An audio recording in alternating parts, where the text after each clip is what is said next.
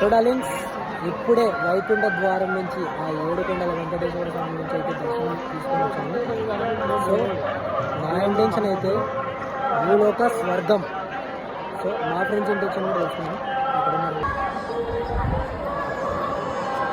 Okay Venkatesh, నీ experience ఏంట్రా? అంత మెల్లిగా కుడతావేంట్రా? కళ్ళు చెదిరిపోయేలా ఉన్నాయి వర్మ. మైండ్ బ్లోయింగ్, ఏరే లెవెల్ వర్మ.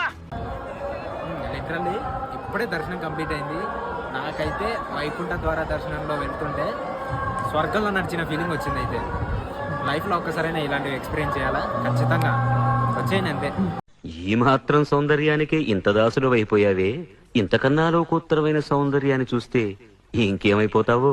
సో డార్లింగ్స్, మీరు కూడా ఒకసారి తిరుమలకి వచ్చి ఖచ్చితంగా ఈ 9 డేస్లో విజిట్ చేయండి.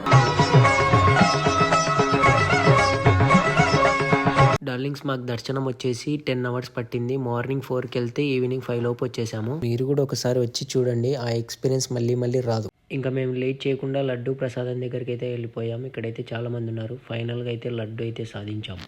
ఇంకా మేమైతే వెళ్ళే దారిలో అయితే ఒక భగవద్గీత అయితే తీసుకున్నాము మా ఫ్రెండ్ కోసం. మీలో ఎవరైనా వైకుంఠ ద్వారా దర్శనం చేసుకుని కామెంట్ చేయండి. ఇంకా లేట్ చేయకుండా అయితే మేమైతే రూమ్కి వెళ్ళిపోయాము. ఇంకా లగేజ్ తీసుకొని ఇంకా బస్ ఎక్కేసాం. ఇప్పుడైతే తిరుమల నుంచి తిరుపతికి వెళ్తున్నాము. రేపు అరుణాచలంకి వెళ్ళాలి. మళ్ళీ నెక్స్ట్ వీడియోలో కలుద్దాం. బాయ్.